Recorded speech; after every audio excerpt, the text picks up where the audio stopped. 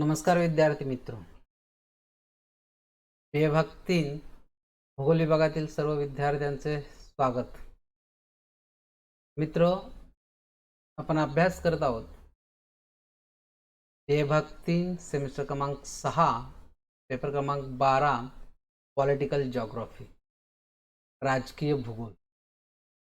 राजकीय भूगोलामध्ये एकूण 4 टॉपिक आहेत. त्यातला टॉपिक क्रमांक 3 आपला चालू आहे. तिसऱ्या टॉपिकमध्ये 2 सिद्धांत होते. एक मॅकेंडर यांचा हृदयस्थल सिद्धांत आणि त्यानंतर स्पाइकमन यांचा किनारभूमी सिद्धांत किंवा प्रदेशकडा सिद्धांत किंवा त्याला इंग्लिशमध्ये आपण रिमलँड थेरी म्हणतो. आतापर्यंत आपण स्पाइकमन यांचा जीवन परिचय पाहिला, त्यांनी लिहिलेली पुस्तकं किंवा ग्रंथलेखन त्यांचं पाहिलं. त्यानंतर हृदयस्थल आणि किनारभूमी यांच्याविषयी माहिती घेतली. हृदयस्थळापेक्षा किनारभूमी किती महत्त्वाची आहे हे स्पाइकमन यांनी सांगताना वेगवेगळ्या घटकांचा त्याने आधार घेतला. त्यापैकी कृषी, शेतीच्या दृष्टीनं किनारभूमीचा प्रदेश कसा महत्त्वाचा आहे, औद्योगिकरणाच्या दृष्टीनं किनारभूमीचा प्रदेश कसा महत्त्वाचा आहे, संख्येच्या दृष्टीनं, त्याचबरोबर वैश्विक शक्ती किंवा जागतिक शक्ती निर्माण होण्यासाठी हा भाग कसा महत्त्वाचा आहे आणि या भागातील स्थलमार्ग आणि जलमार्ग कसे महत्त्वाचे आहेत किंवा दळणवळणाचा विकास या ठिकाणी कशा पद्धतीने होऊ शकतो, ह्या गोष्टींच्या सहाय्याने, या घटकांच्या सहाय्याने स्पाइकमन यांनी सिद्धांत मांडला की ज्या सिद्धांताचं नाव होतं प्रदेशकडा किंवा किनारभूमीचा सिद्धांत. आता या सिद्धांतातील मूळ गाभा जो आहे किंवा जो सारांश रूपानं जर आपल्याला सांगायचं म्हटलं तर मॅकेंडर यांनी आपल्या पुस्तकामध्ये, ग्रंथामध्ये, म्हणजे शांततेचा भूगोल हा जो ग्रंथ त्यांचा प्रकाशित झाला मृत्यूनंतर, त्या ग्रंथामध्ये त्यांनी सविस्तर वर्णन केलेलं आहे. आणि या सिद्धांताचा थोडक्यात सार असा: हू कंट्रोल्स द रिमलँड रूल्स युरेशिया. म्हणजे ज्याचं किनारभूमीवरती नियंत्रण असेल तो युरेशियावरती राज्य करेल किंवा युरेशियाचा तो राजा बनेल. आणि who rules Eurasia controls the destinies of the world. म्हणजे जो युरेशियाचा राजा असेल, ज्या युरेशियावरती ज्याचं राज्य असेल, तो संपूर्ण जगावरती नियंत्रण गाजवेल किंवा ते संपूर्ण जगावरती आपली सत्ता प्रस्थापित करेल. हा थोडक्यात सार स्पाइकमन यांनी 2 ओळीमध्ये या सिद्धांताचा सांगितलेला आहे. आता हे सांगत असताना किनारभूमीचा प्रदेश कुठं आहे, त्यानंतर हर्टलँड की ज्यानं मॅकेंडर यांनी सांगितलं होतं याचं स्थान कुठं आहे, याचा आकार कसा आहे, त्या ठिकाणी कोणकोणते भूप्रदेश येतात किंवा कोणकोणते देशांचा या ठिकाणी समावेश होतो, युरेशियामध्ये कोणकोणत्या देशांचा समावेश होतो. युरेशिया म्हणजे रशिया आणि आशिया किंवा युरोपचा पूर्वेकडचा भाग आणि आशियाचा भाग यांचा मिळून जो मध्यवर्ती अंतर्गत प्रदेश आहे त्याला युरेशिया असं म्हटलेलं आहे. आता हा सिद्धांत सांगत असताना स्पाइकमन यांनी सागरी सामर्थ्याला जास्त महत्त्व दिलेलं होतं. कारण मॅकेंडर यांनी सागरी सामर्थ्यापेक्षा भूशक्ती भविष्यकाळामध्ये निर्णायक ठरेल. कारण आता जगामध्ये असा कोणताही प्रदेश राहिलेला नाही की तो शोधून काढायचं बाकी आहे. म्हणजे संपूर्ण पृथ्वीचा भाग किंवा भूमिखंडांचा भाग, महासागराचा भाग शोधून झालेला आहे. जे शोध सफरीचं पूर्वीचं जे काही युग होतं, जो काळ होता, तो आता संपलेला आहे. आणि म्हणून त्याला अनुसरून सागरी सामर्थ्याचा जो काही पूर्वी बोलबाला होता त्याचं महत्त्व आता राहिलेलं नाही. भूशक्ती ही अत्यंत महत्त्वाची आहे असं मॅकेंडर यांनी सांगितलं होतं. आणि बरोबर मॅकेंडरच्या विरुद्ध स्पाइकमन यांनी असं म्हटलेलं आहे की भूशक्तीपेक्षा सागरी शक्ती अत्यंत महत्त्वाची आहे. आणि मग हे का महत्त्वाचे आहे त्यासाठी वेगवेगळ्या प्रकारचे दाखले त्यांनी दिलेले होते. मागील तासालाही आपण पाहिलं की बाबा भारताचा शोध सागरी मार्गातूनच झाला. वास्को दी गामा भारतामध्ये आला आणि भारताचा शोध लागला. कोलंबस अमेरिकेला गेला आणि अमेरिकेचा शोध लागला सागरी मार्गानेच. म्हणजे अमेरिकेचा शोध असेल, भारताचा शोध असेल किंवा जगातील वेगवेगळ्या प्रदेशांचा, बेटांचा शोध असेल, हे सागरी मार्गामुळं झालेलं आहे. त्यामुळं सागरी सामर्थ्य हे फार महत्त्वाचं होतं. ज्या ज्या देशाकडं, ज्या ज्या प्रदेशातील लोकांच्याकडं सागरी सामर्थ्य मोठ्या प्रमाणात होतं, त्यांनी आपल्या साम्राज्याचा विस्तार केलेला आपण पाहतो. फ्रेंच असेल, युरोपियन असेल, डच असेल किंवा इंग्लंड असेल, यांना सागरी सामर्थ्य मोठ्या प्रमाणात लाभलेलं होतं किंवा यांच्याकडे सागरी सामर्थ्य होतं, म्हणून यांनी जगभर आपल्या वसाहती निर्माण केलेल्या होत्या किंवा जगावरती बहुतांशी जगातील प्रदेश त्यांनी काबीज केलेले होते, त्यांची सत्ता त्या ठिकाणी, जसं भारत आहे. म्हणजे त्या काळामध्ये समुद्र हे सत्ता निर्माण करण्याचं एक माध्यम बनलेलं होतं, एक मार्ग बनलेले होते. आणि एवढंच नव्हे, तर ज्यांच्याकडे सागरी सामर्थ्य आहे, उदाहरणार्थ ब्रिटनकडे आहे, अमेरिकेकडे आहे, जपानकडे आहे, म्हणून ब्रिटिश लोकांनी, अमेरिकन लोकांनी आणि जापनीज लोकांनी त्यांच्याकडे असणाऱ्या सागरी सामर्थ्याच्या जोरावरती जगाच्या विकासामध्ये त्यांनी फार महत्त्वाचं योगदान दिलेलं आहे. आज जो आपण काय जगाचा विकास पाहतोय, त्या जगाच्या विकासामध्ये या सागरी सामर्थ्यवान असलेल्या राष्ट्रांचं योगदान महत्त्वाचं आहे. आणि हे सागरी सामर्थ्य असल्यामुळं युरेशियाचा जो काही भाग आहे, तो भाग एकसंघ राहिलेला आहे. म्हणून मॅकेंडरच्या विरुद्ध मत स्पाइकमन यानं मांडलं की सागरी शक्ती अत्यंत महत्त्वाची आहे, सागरी सामर्थ्य अत्यंत महत्त्वाचं आहे. म्हणजे अशा पद्धतीनं थोडक्यात जो स्पाइकमन यांनी मांडलेला जो सिद्धांत आहे, त्या सिद्धांताची ही मध्यवर्ती कल्पना आहे. आज जो आपण पाहणार आहोत, आज जो आपण अभ्यास करणार आहोत, तो स्पाइकमन यांनी जो सिद्धांत मांडला, प्रदेशकडा किंवा किनारभूमी सिद्धांत, त्यालाच रिमलँड थेरी आपण म्हणतो, त्याचं टीकात्मक परीक्षण किंवा हा सिद्धांत त्यांनी स्पाइकमन यांनी मांडला, तो किती बरोबर आहे, किती चुकीचा आहे, हे वेगवेगळ्या शास्त्रज्ञांनी केलेले आरोप, केलेल्या टीका किंवा केलेलं गुणगान यावरून आपल्याला स्पष्ट. आता हे टीकात्मक परीक्षण करण्यासाठी या ठिकाणी 4 मुद्द्यांचा आपण आधार घेणार आहोत. त्यातला पहिला मुद्दा म्हणजे असंघटित किनारभूमी. आता किनारभूमीमध्ये जे प्रदेश आहेत, वेगवेगळी राष्ट्र आहेत, त्यांची जर आपण एकंदरीत भौगोलिक स्थिती पाहिली, तर त्या भौगोलिक स्थितीमध्ये फार मोठे विभिन्नता आपल्याला असलेली पाहावयास मिळते. म्हणजे या किनारभूमीमध्ये प्राकृतिक घटक भिन्न भिन्न आहेत. काही राष्ट्रांमधील प्राकृतिक रचना, काही पर्वतीय प्रदेश, डोंगराळ प्रदेश, दऱ्याखोऱ्यांचा प्रदेश, वाळवंटी प्रदेश, मैदानी प्रदेश, खचदरीचा प्रदेश, हे आपल्याला या ठिकाणी पाहावयाला मिळतं.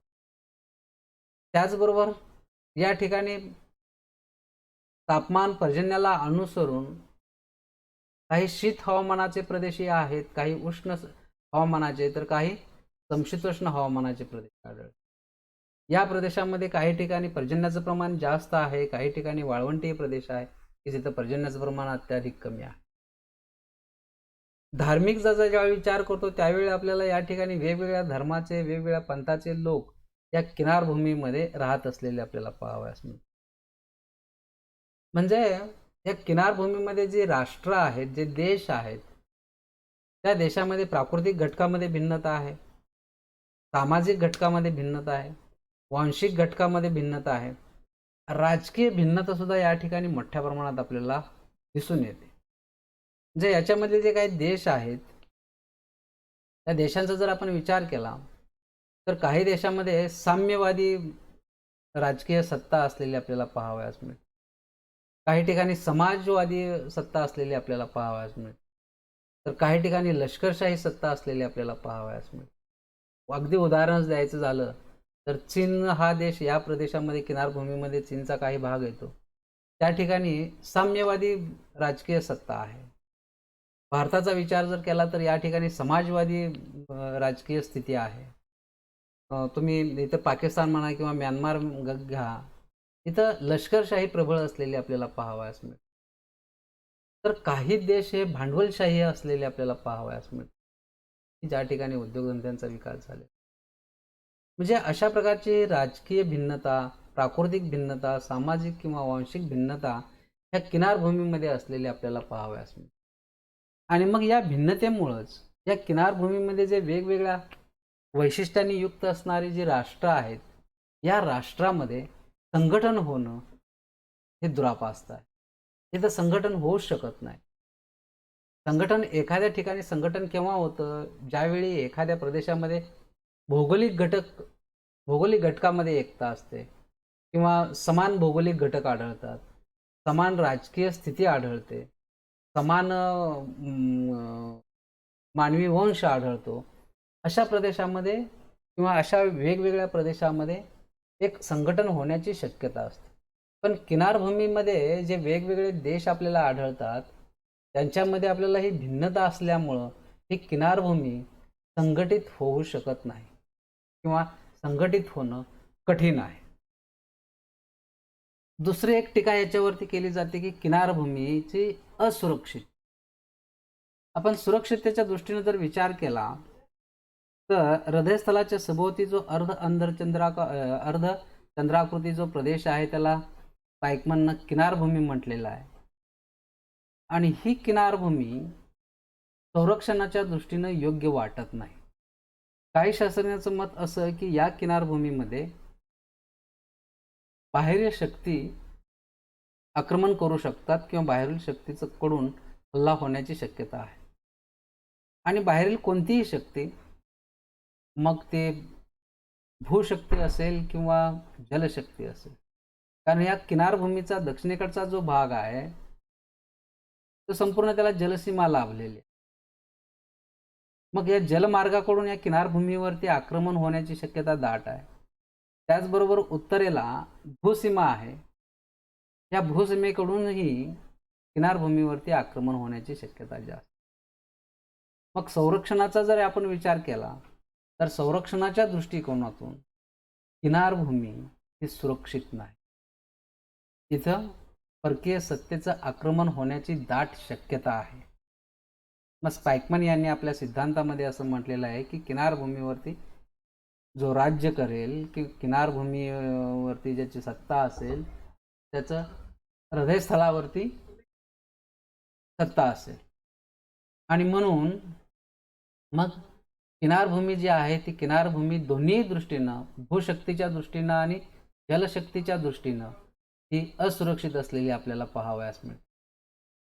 त्यानंतरचा जो तिसरा मुद्दा आहे किनारभूमीची नगण्य शक्ती. आता या किनारभूमीमध्ये जर प्राकृतिक घटक भिन्न भिन्न आहेत, धार्मिक घटक, राजकीय घटक भिन्न भिन्न आहेत, अशा प्रदेशामध्ये हे किनारभूमीमधले वेगवेगळे देश संघटित होऊ शकत नाहीत, एक भाग. आणि या ठिकाणी संपूर्ण जगावरती वर्चस्व गाजवेल अशा प्रकारची शक्ती, अशा प्रकारची सत्ता या किनारभूमीमध्ये निर्माण होणं दुरापास्त आहे. याची अनेक उदाहरणं आहेत. काहींनी असं उदाहरण दिलं आहे की या किनारभूमीच्या बाहेरील भागामध्ये असणारा जपान, की याच्याकडं सागरी सामर्थ्य होतं आणि मग या सागरी सामर्थ्याच्या आधारावरती दुसरं महायुद्ध ज्यावेळी सुरू झालं त्यावेळी दुसऱ्या महायुद्धाच्या वेळी इटली आणि जर्मनी जे किनारभूमीमध्ये आपल्याला देश पाहावयास मिळतात, या देशाकडून जपान लढलेला होता. परंतु अमेरिकेने जपानमधील हिरोशिमा आणि नागासाकी या दोन शहरावरती अणुबॉम्बचे वर्षाव केले आणि जपानची धूळदाण केली. म्हणजे जर किनारभूमीमध्ये अशा प्रकारची सत्ता, अशा प्रकारची शक्ती जर निर्माण होण्याची शक्यता जर असती तर दुसऱ्या महायुद्धाच्या कालामध्येच की ज्यावेळी या किनारभूमीतील देशाकडून ज्यावेळी जपान लढला होता त्याच वेळी हे अनेक देश एकत्र आले असते आणि त्या ठिकाणी सत्ता निर्माण झाली असते. एक शक्ती, जागतिक शक्ती, वैश्विक शक्ती या ठिकाणी निर्माण झाली असते. परंतु तसं काही आपल्याला आढळलं नाही. आणि त्यामुळं पाईकमन यांच्या मतानुसार किनारभूमीमध्ये सत्ता निर्माण होऊ शकते किंवा किनारभूमीवरती ज्याची सत्ता असेल तो संपूर्ण जगावरती आपलं हुकूमत गाजवेल, हे म्हणणं योग्य वाटत नाही. त्यानंतरचा चौथा मुद्दा, जागतिक नियंत्रणाची कल्पना चुकीची. आता पहा, पाईकमन यांनी असं म्हटलेलं होतं की बाबा जो प्रदेश कडावरती ज्याचं नियंत्रण असेल त्याचं हृदयस्थलावरती तो राज्य गाजवेल किंवा हुकूमत गाजवेल, आणि हृदयस्थलावरती ज्याचं सत्ता असेल तो संपूर्ण जगाचा अधिपती होईल. ही जी कल्पना आहे जागतिक नियंत्रणाची कल्पना, ती पूर्णपणे चुकीची आहे. कारण जगामध्ये दुसरं महायुद्ध ज्यावेळी झालं त्यावेळी, दुसऱ्या महायुद्धाच्या वेळी अमेरिकेनं फार मोठ्या प्रमाणात म्हणजे जपानवरती बॉम्ब टाकला आणि त्या ठिकाणी जपानची धुळधाण उडाली. त्यावेळी मग अनेक देशांनी माघार घेतली किंवा त्या युद्धाचे परिणाम आपण पाहतो. पण संपूर्ण जगावरती सत्ता मिळवण्यासाठी वेगवेगळ्या प्रकारचे वेगवेगळे देश जे आहेत, ते देश सध्या वेगवेगळ्या अवस्थांमधून जात असलेले आपल्याला पाहावयास मिळते.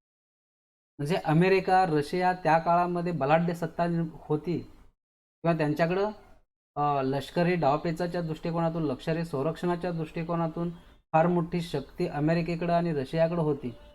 पण नंतरच्या कालखंडामध्ये मात्र आपण जर संपूर्ण जगाचा इतिहास पाहिला किंवा सध्याचे संरक्षणविषयक जर धोरणं पाहिली, तर सध्या चीन हा आपल्या संरक्षणावरती फार मोठ्या प्रमाणात खर्च करत असलेला पाहावयास मिळतो.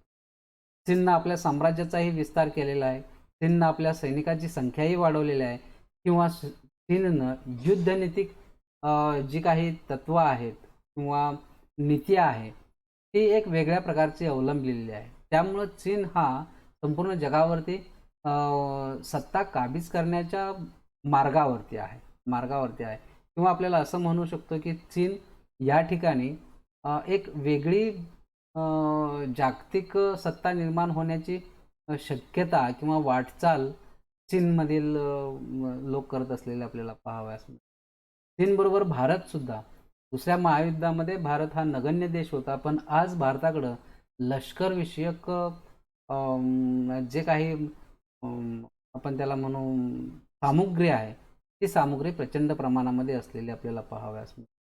म्हणजे भारतानं सुद्धा लष्करावरती, सैन्यावरती मोठ्या प्रमाणात खर्च केलेले आहेत. वेगवेगळ्या प्रकारची लढाऊ विमानं, लढाऊ जहाजं त्यांनी खरेदी केलेली आहेत. आपलं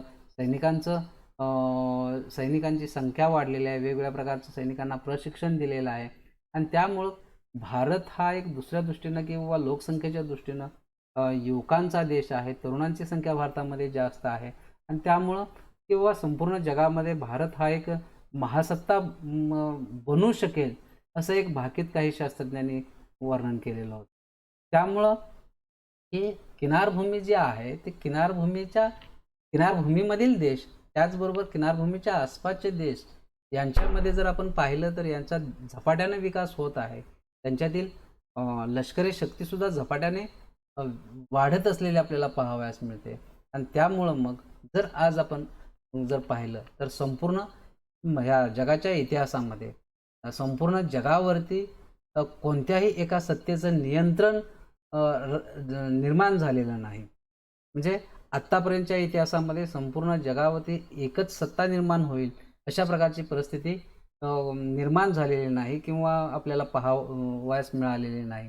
त्यामुळं भविष्यामध्ये सुद्धा ही जागतिक नियंत्रणाची जी कल्पना आहे, संपूर्ण जगावरती जी एकाच राज्याची, एकाच राष्ट्राची जी सत्ता निर्माण होण्याची जी शक्यता आहे, ती मात्र आपल्याला योग्य वाटत नाही. म्हणजे अशा पद्धतीनं स्पाईकमन यांनी मांडलेला जो सिद्धांत आहे, त्या सिद्धांतावरती वेगवेगळ्या तज्ज्ञांनी टीका केलेली आपल्याला पाहावयास मिळते. असं जरी असलं तरी अलीकडच्या काळामध्ये मात्र एक लष्करी डावपेचाच्या दृष्टीनं की हा जो सिद्धांत आहे तो सिद्धांत अत्यंत महत्त्वाचा वाटतो. आपण या ऑनलाईन टीचिंगमध्ये सहभागी झालात त्याबद्दल आपले आभार. थँक्यू.